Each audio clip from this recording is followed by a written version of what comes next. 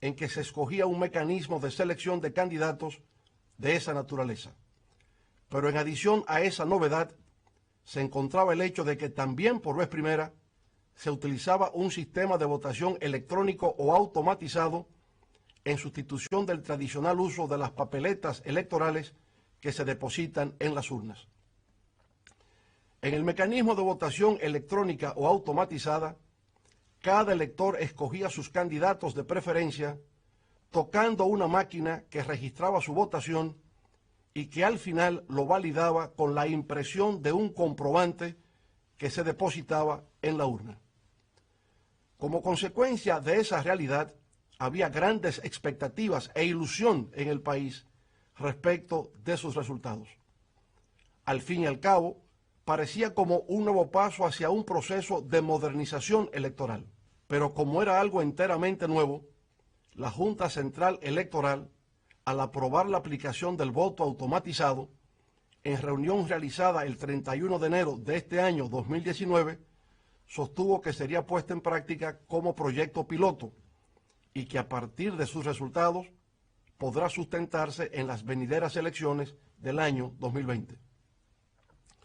Pero en realidad, las elecciones primarias simultáneas del pasado 6 de octubre adolecieron de notables vulnerabilidades, inocultables deficiencias y sensibles irregularidades que afectaron la integridad del proceso electoral. Según el informe de participación ciudadana, se observaron propuestas de compra generalizada de cédulas en el 30% de los recintos. Pero además de compra masiva de cédulas, hubo un desconocimiento del proceso de votación de parte del 27% de los electores, equivalente a más de 600.000 votos. Eso revela de manera preocupante la falta de capacitación de la ciudadanía acerca del nuevo mecanismo de votación.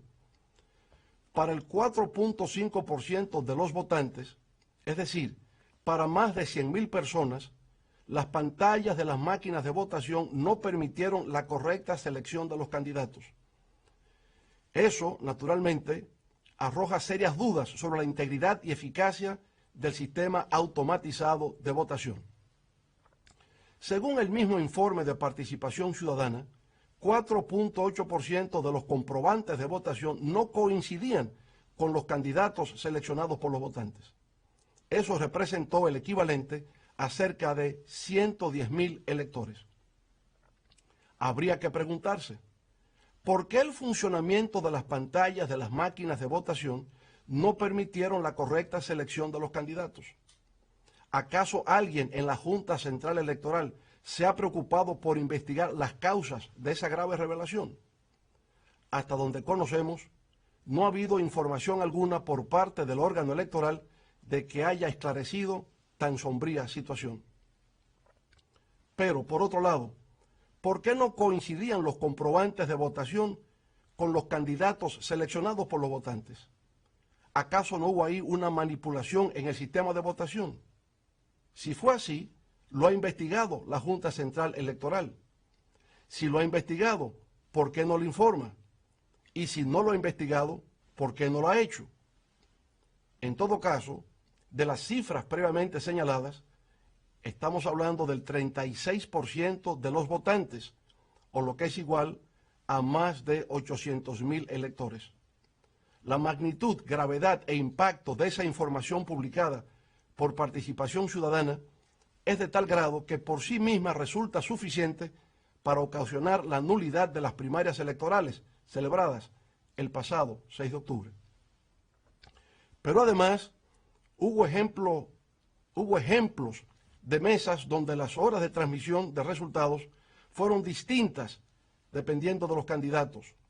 Anomalías en flujo y comportamiento en transmisión de data a partir de las 4 de la tarde y transmisiones manipuladas de las cuales haremos referencia más adelante. Pero a pesar de la dimensión de esas causas de nulidad, el hecho no termina ahí. Solo el 52% de las mesas de votación cerró a la hora prevista, es decir, a las 4 de la tarde. En las restantes se continuó votando hasta altas horas de la noche. La Junta Central Electoral, sin embargo, de manera irregular, dio a conocer al mismo tiempo los resultados de las mesas que ya habían cerrado, situación que no ocurre en ningún lugar del mundo. Pero hay un hecho que ha llamado poderosamente la atención de los analistas. Al concluir oficialmente el proceso de votación y cerrarse solo una parte de las mesas, a las 4 de la tarde, e iniciarse la transmisión de resultados, los dos principales precandidatos presidenciales del Partido de la Liberación Dominicana mantuvieron una competencia bastante cerrada. Una hora después, a las 5 de la tarde, con cerca de 1 millón de votos de los 1.800.000 que fueron sufragados, nuestra candidatura tomó la ventaja y la mantuvo durante hora y media, hasta las 6:30 de la tarde. A esa hora ya habían votado 1.600.000 electores, equivalente al 90% de los votos computados. Faltaban, por consiguiente, solo 200.000 electores por ejercer su derecho al sufragio. En un informe elaborado por el doctor Irfan Nuruddin, especialista en teoría de probabilidades y estadísticas electorales de la prestigiosa Universidad de Georgetown en Washington, D.C., y autor del libro Elections in Hard Times, Elecciones en tiempos difíciles, se presenta un marcado contraste en las pasadas elecciones primarias abiertas del PLD entre los resultados obtenidos hasta las 6:30 de la tarde, con el 90% de los votos computados, y lo acontecido con el restante 10% de los votos por computar. Según el análisis del profesor Nuruddin, es como si dos elecciones separadas habrían tenido lugar. Una competencia electoral cerrada, con nuestra candidatura ganando con el 90% de los votos computados, y una ventaja por parte de nuestro competidor en el último tramo del 10% de los votos. De acuerdo con la investigación del profesor de la Universidad de Georgetown, esta fue una elección cerrada en la cual la mayoría de mesas electorales reflejaron un resultado cercano al 50% para cada uno de los candidatos. Sin embargo, el estudio revela que el precandidato opositor recibió más del 65% de los votos de manera predominante en mesas electorales que cerraron después de las 6:30 de la tarde, 2 horas y media después de haberse concluido oficialmente el proceso de votación. Esas ventajas en esas mesas, que el analista califica como de dominantes, las cuales cerraron a las 6:30 de la tarde, fueron las que otorgaron el improbable cambio de tendencia que permitió el resultado final. De igual manera, en el informe se hace la observación de que hubo una concentración geográfica en una serie de provincias del sur, donde los recintos electorales cerraron tarde. Entre esas provincias se encuentran las de Pedernales, Independencia, San Juan, Bauruco, Asua, Barahona y Elías Piña. El informe en cuestión concluye indicando que el cambio brusco de tendencia operado fue inusual, levantando serias dudas sobre la posibilidad de que ese cambio de tendencia ocurriese de manera natural. Desde el punto de vista científico, ese tipo de variación de tendencias, con el 90% de los votos computados, resulta altamente cuestionable. Así lo considera de igual manera José Lois Malcún, quien fuera profesor de estadísticas de la Universidad Autónoma de Santo Domingo, en un artículo publicado en el periódico Hoy bajo el título de Fraude o Milagro. Ese artículo empieza diciendo que, citamos, lo que pasó después de haberse computado el 85% de las mesas electorales fue un fraude o un milagro. Estadísticamente hablando y revisando procesos electorales en otros países, después de computar más del 60% de las mesas, la tendencia del 40% restante prácticamente sigue siendo la misma. Y si lo cambia, lo hace en menos de un 0.5% de los votos, termina la cita. El profesor Malcún continúa diciendo, abro comillas, pero ¿qué resultados vimos faltando apenas el 15% de las mesas por computar, que la tendencia cambió radicalmente a favor del candidato que perdía por 0.8% y que terminó superando en la recta final con más del 1% al que estaba ganando. O sea, una variación de casi 2% en solo un 15% de las mesas restantes, terminan las comillas. Finalmente, el profesor Malkoun afirma, abro comillas de nuevo, estadísticamente hablando, los resultados de las últimas 1.110 mesas fueron muy diferentes a las primeras 6.268 mesas computadas y eso es difícil de aceptar científicamente, cierre de comillas. Si tanto los profesores especialistas en estadísticas, Irfan Nuruddin y José Lois Malkoun, coinciden en que lo ocurrido no es posible desde una perspectiva científica, entonces, ¿cómo poder explicar lo sucedido? Para poner en contexto la naturaleza de este absurdo, debemos partir de la premisa de que este fue un proceso que, de acuerdo con las disposiciones de la Junta Central Electoral, debió de haber tenido lugar entre las 8 de la mañana y las 4 de la tarde, para un periodo total de 8 horas de votación, lo cual equivale a 480 minutos.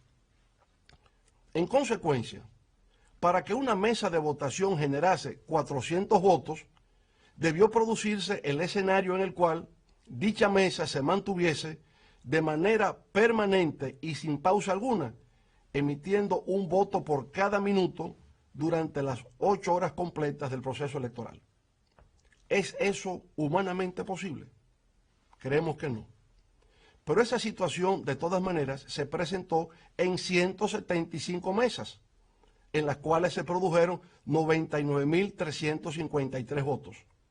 De esa cantidad, 56.554, que representan un 56.92%, fueron a favor de nuestro contrincante y solo 40.267 votos, equivalentes a un 40.52%, a favor de nuestra precandidatura.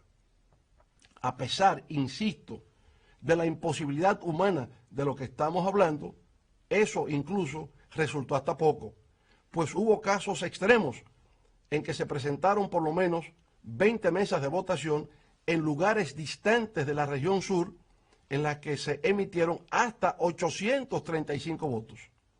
Es el caso, por ejemplo, de la mesa 6142 en Jaquimelles, Barahona, con 835 votos, para lo cual se requeriría de 13 horas y 55 minutos de votación continua sin descanso alguno, partiendo de la idea de que cada ciudadano no podría excederse más de un minuto en realizar todos los pasos del proceso de votación.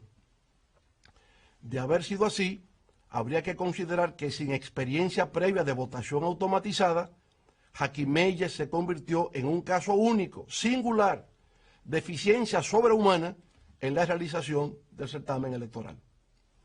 Pero igual puede decirse de la mesa 5590 en Buechío, provincia de San Juan, con 800 votos, que habría necesitado 13 horas y 20 minutos de votación continua sin tregua alguna.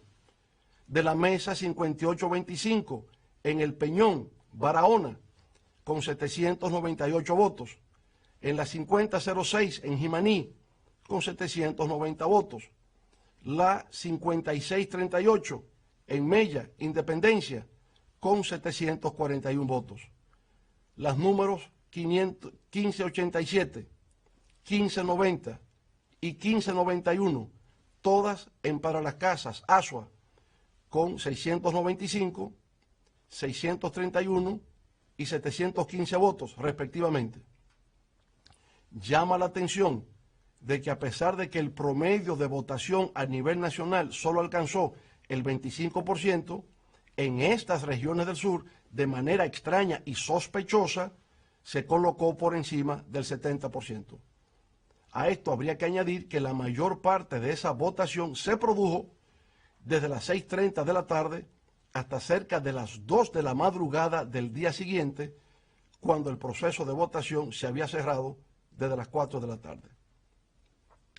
¿Cómo es posible que un proceso electoral que debió durar 8 horas presente este absurdo? Resulta razonable inferir que al momento del cierre de la votación se permitiera votar a los ciudadanos que se encontraban en fila. Sin embargo, no resulta comprensible que todavía a las 7 de la noche, 3 horas después de concluidas las votaciones, hubiesen más de 700 mesas abiertas, la gran mayoría de ellas ubicadas en zonas remotas de la región sur del país. Más aún, ¿cómo puede explicarse que al momento del cierre de votación en esas mesas estuviesen en fila entre 320 a 640 personas?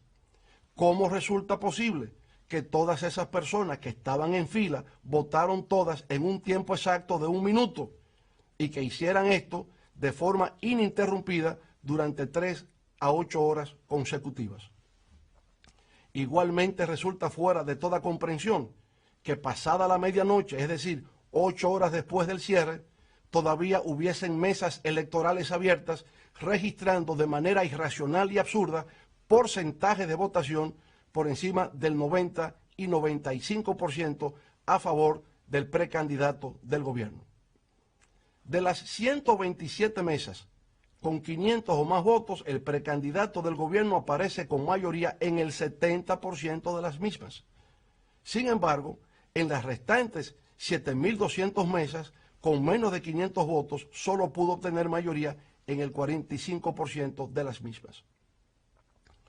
Siguiendo las tesis de los profesores Nuruddin y Malkoun, ese comportamiento electoral no sigue ningún patrón estadístico y por consiguiente una muestra de que la mayoría de las mesas con más de 500 votos fueron manipuladas.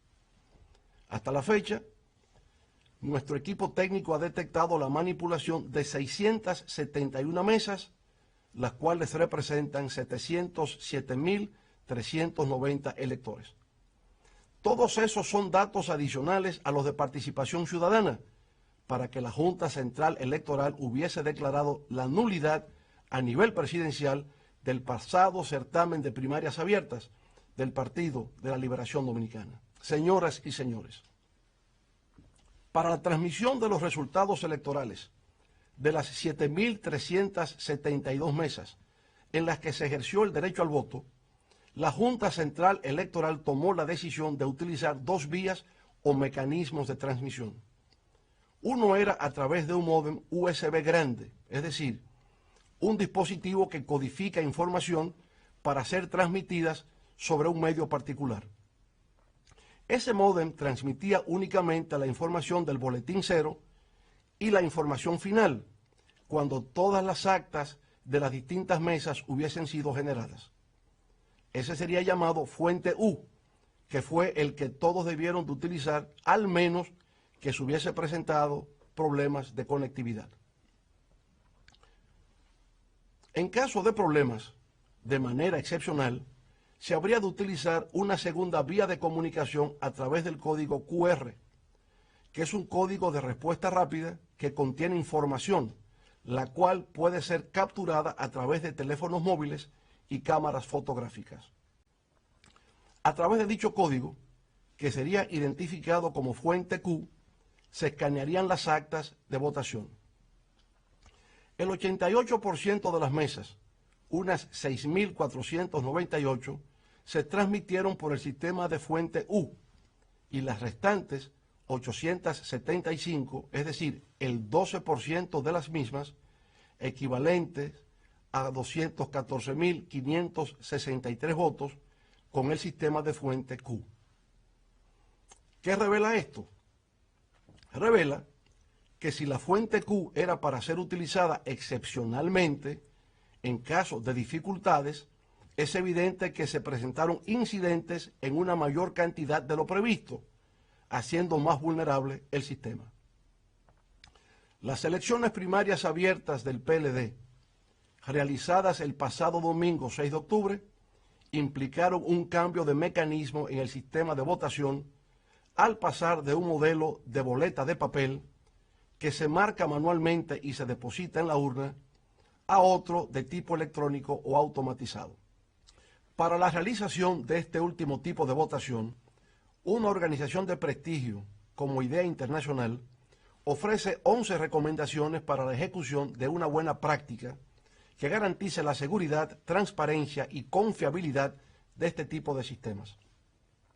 Dentro de las 11 recomendaciones claves para la introducción del voto electrónico que sugiere Idea Internacional, podemos resaltar la número 6 que dice así, citamos: los sistemas de voto electrónico deben ser certificados por una agencia independiente y las auditorías deben realizarse a lo largo del proceso para permitir una confirmación independiente de los resultados producidos. Las certificaciones y auditorías son medidas importantes para la generación de confianza y deben ser transparentes, permitiendo que las partes interesadas tengan acceso a los procedimientos y documentación relacionada, termina la cita. La razón de todo esto radica en que, según la recomendación número 2 del organismo internacional, el voto electrónico está todavía en proceso de evolución. De manera más precisa, según Idea Internacional, comillas, en la actualidad, ninguno de los sistemas disponibles es perfecto y tampoco existe un consenso respecto de cómo sería un sistema perfecto. Termina la cita. En la República Dominicana, todo parece indicar que nuestras autoridades electorales, a pesar de su experiencia y capacidad, interpretaron al revés las recomendaciones de Idea Internacional para tener un sistema seguro, confiable y transparente de voto automatizado o electrónico.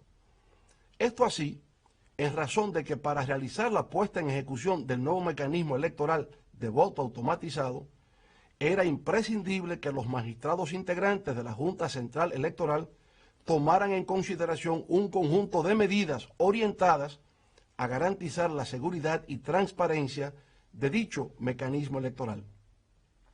En la misma reunión del 31 de enero de este año a que hemos hecho referencia, se indica lo que sigue, cito: la Junta Central Electoral, frente a los partidos concurrentes a primarias simultáneas, asume el compromiso de efectuar las siguientes acciones: realizar una auditoría al software por una firma auditora externa o por un organismo de credibilidad nacional o internacional, la cual certifique y garantice el correcto funcionamiento de la solución de voto automatizado desarrollado por la Junta Central Electoral, termina la cita. En adición a ese compromiso, la Junta Central Electoral asumió la obligación de garantizar la realización de una auditoría de comprobación del kit, es decir, de todos los equipos que se utilizarían en el proceso de votación, en forma de muestreo durante la logística de preparación de los equipos en las líneas de producción, así como de permitir a los partidos políticos la realización de auditorías a las urnas de votación, es decir, los votos emitidos el día de las primarias, luego de concluido el proceso de escrutinio a la muestra de los colegios seleccionados de forma aleatoria durante el proceso de embalaje de los equipos. Dando seguimiento a los compromisos y obligaciones consignados en esa reunión del 31 de enero de este año, el Pleno de la Junta Central Electoral volvió a reunirse el 22 de febrero de este año. En esa nueva reunión, el Pleno de la Junta Central Electoral decidió, cito, la contratación de una empresa auditora de renombre internacional a los fines de realizar una auditoría técnica al software desarrollado por la Junta Central Electoral. Termina la cita. Sin embargo, la auditoría técnica al código fuente del software y a los equipos, el hardware, que iban a ser utilizados en la jornada electoral del pasado 6 de octubre, no fue realizada. Es ahí, precisamente ahí, donde radica el pecado original de todo lo acontecido en las elecciones primarias abiertas del PLD el pasado 6 de octubre, en no haberse realizado esa auditoría técnica al código fuente del software y a los equipos a ser utilizados en el proceso comicial. ¿Por qué no se hizo la auditoría técnica al código fuente del software y a los equipos a ser utilizados en el proceso comicial, puesto que sin eso no era posible realizar el certamen. De acuerdo con la propia Junta Central Electoral, porque el gobierno no aportó los recursos necesarios en el tiempo requerido para hacerlo. Estaba consciente el gobierno que sin esa auditoría técnica no había seguridad, transparencia ni confiabilidad en el proceso. Por su parte, si la Junta Central Electoral estaba en conocimiento de que ese primer experimento de voto automatizado estaba en riesgo si no se realizaba la referida auditoría técnica, ¿por qué insistió en llevarlo a cabo? ¿Por qué la Junta Central Electoral en ese momento no hizo un llamado de alerta señalando la manera en que se vería afectada la integridad electoral si no se realizaba la auditoría técnica y se ponía el código fuente a disposición de los partidos políticos? Nuestro equipo técnico, consciente de la importancia de la aplicación de las recomendaciones sugeridas por IDEA Internacional, solicitó en fecha 23 de septiembre a la Junta Central Electoral 9 medidas, ninguna de las cuales obtuvo respuesta alguna. Posteriormente, el alto organismo electoral del país tampoco ofreció ninguna respuesta cuando le inquirimos sobre el paradero de 2.154 equipos que habían sido adquiridos, equivalentes al 20% de la totalidad, pero no tendrían uso en el proceso de las primarias del 6 de octubre. Ante el silencio preocupante de nuestras autoridades con relación a la realización de la auditoría técnica del código fuente del software y del kit de los equipos electorales, así como de los 9 requerimientos previamente indicados, procedimos en esas circunstancias a reclamar lo mínimo, que se contase la totalidad de los votos físicos para ver si coincidían con los votos emitidos electrónicamente. En declaración de prensa, el presidente del órgano electoral rechazó esa medida, indicando que su realización tomaría por lo menos 3 meses, lo cual generaría caos. En su lugar propuso hacer un conteo aleatorio del 20% de las mesas escrutadas, 10 para el nivel presidencial y la otra parte restante para los demás niveles. Ante nuestra insistencia de que entonces por lo menos se hiciese un cotejo del 50% de los votos, se aumentó a tan solo un 20%. Obviamente, nuestra petición no consistía en un favor que estuviésemos solicitando. Emanaba de la propia legalidad que rige el funcionamiento de la Junta Central Electoral. Era por consiguiente la ley que establecía como obligación para la Junta ordenar el conteo manual de los votos. Sin embargo, se opuso para posteriormente proceder a un conteo que ya no correspondía, porque se había roto la cadena de custodia de la prueba y además porque no es legalmente tarea de la Junta Central Electoral contar los votos emitidos en un proceso electoral. Eso le corresponde a los funcionarios de las mesas electorales y, en su defecto, a los miembros de las juntas municipales. No perdemos de vista que la realización de un proceso electoral por vía del voto electrónico o automatizado es más complejo que simplemente hacer coincidir los votos electrónicos con los votos físicos. Esto así, debido a que las mayores vulnerabilidades del voto electrónico o automatizado están asociadas a la posibilidad de que el programa informático que regula el funcionamiento del sistema de votación sea manipulado con la finalidad de favorecer a un determinado candidato, vulnerando así la voluntad del elector. Del mismo modo, es posible que mediante la introducción de un dispositivo externo, por ejemplo memoria USB, en el equipo de votación, se distorsione el funcionamiento del software o programa informático para producir un resultado distinto al que reflejó la voluntad popular. Igualmente, puede producirse una alteración de la voluntad popular mediante ataques o interferencias en el sistema de transmisión de los datos con la finalidad de distorsionar el acta digital en la que se recoge el resultado final de la votación de una determinada mesa electoral.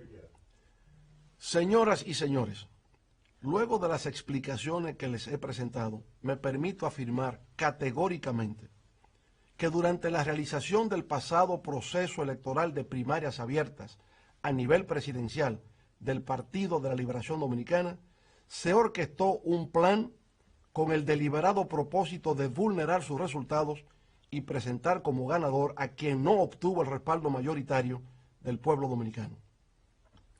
De acuerdo con informaciones que me han sido suministradas, ese plan funesto empezó a materializarse desde el pasado mes de julio, cuando se produjo un incendio en la parte trasera de la sede central de la Junta Central Electoral.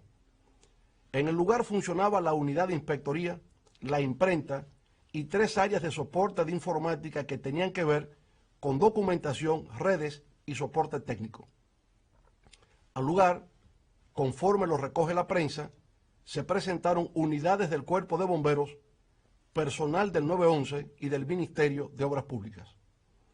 El motivo del incendio en los almacenes que contenían viejos equipos, según revelan las fuentes, era el de disponer de una excusa para acceder a verificar si los equipos nuevos, los cuales servirían para las elecciones primarias que acaban de efectuarse, habían sufrido daños a causa del siniestro. Pero la intención verdadera de la acción era la de obtener las llaves criptográficas de validación de interconexión de los equipos de votación. En forma concreta, el acceso a los módems USB, para de esa manera interceptar la información o la data que se transmitiría a la hora del cierre de las mesas de votación. Se intentaba capturar la información de los votantes. Esto así con 2 propósitos. Primero, el de recibir la información de cierre de las mesas y transmitirla con alteraciones en la data o información. Y segundo, para crear una base de datos de toda la información interceptada con los nombres y apellidos de los votantes, cédula de identidad y electoral, hora específica en la que ejercieron el sufragio y el recinto donde se produjo la votación. Si bien el primer objetivo del plan era el de provocar la alteración de resultados, como hemos dicho, el segundo implicaba la vulneración de las urnas, en caso de que se produjese un conteo manual de los votos emitidos por las máquinas de votación. Las aplicaciones del código QR fueron vulneradas en su aspecto interno y externo en su recepción de la data hacia los servidores de la Junta Central Electoral. Esto último quiere decir que esa data fue fragmentada en varias transmisiones, las cuales fueron hechas en tiempo real, como en rueda de prensa explicase recientemente el compañero ingeniero César Fernández. Esa transmisión fragmentada de la data ocasionó que la misma fuese recibida también en bloques fragmentados, a medida que los interceptores pudieron consolidar los datos y por medio de su programación construir una nueva estructura de datos favorable al precandidato del gobierno. Como consecuencia de esas acciones de fragmentación de transmisión de la data, 875 mesas electorales fueron afectadas, lo que representa el 12% de la totalidad de las mesas, que fueron las que finalmente, como hemos dicho, produjeron el cambio inusual que no encuentra explicación como acción humana.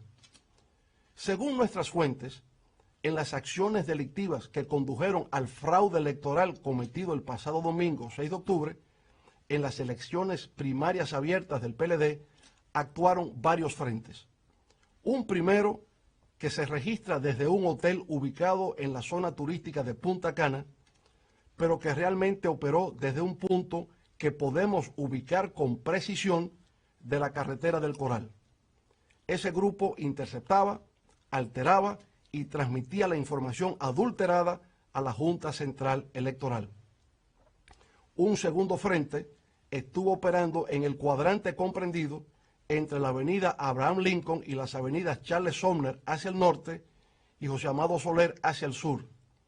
Desde ese perímetro se registró durante el día del pasado domingo 6 de octubre un desacostumbrado y sospechoso volumen de transmisión de data dirigido hacia los servidores de la Junta Central Electoral.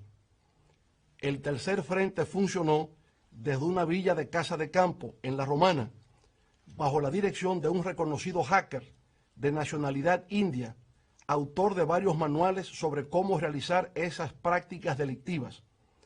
Conocemos con precisión el lugar exacto desde donde se perpetró este hecho y la identidad precisa de este siniestro personaje, así como de sus socios en la República Dominicana, y estamos dispuestos a revelar sus nombres a quienes vayan a realizar la auditoría técnico-forense con acompañamiento de los Estados Unidos, la Unión Europea y la Organización de Estados Americanos, OEA, a los fines de que sean investigados, establecer sus responsabilidades y conducirlos a la justicia. A pesar de nosotros haber solicitado al Tribunal Superior Electoral una suspensión del conteo de los votos hasta tanto la Junta Central Electoral lleve a cabo la auditoría técnico-forense que por escrito le hemos solicitado, el órgano electoral procedió, sin embargo, al cómputo final de los votos y a la proclamación del precandidato del gobierno como ganador de los comicios abiertos del pasado 6 de octubre. Eso, a nuestro juicio, constituye un error. Esa acción ha creado la impresión de que se quería poner fin rápidamente a todo cuestionamiento de lo que aconteció en el proceso electoral del pasado domingo 6 de octubre. Pero ha sido un error, además, por haberse realizado sin que previamente se haya conocido de la auditoría técnico-forense que hemos solicitado. Ha pasado una semana desde que ese crimen ocurrió. Cada día que transcurre representa una oportunidad para continuar borrando las huellas de ese hecho delictivo. Nuestra lucha no es por una candidatura presidencial. Nuestra lucha es por devolverle dignidad a la política. Es por el fortalecimiento de nuestras instituciones. Es por la consolidación del Estado de Derecho. Es por el respeto a la Constitución. Nuestra lucha es, sobre todo, por la supervivencia de la democracia en la República Dominicana.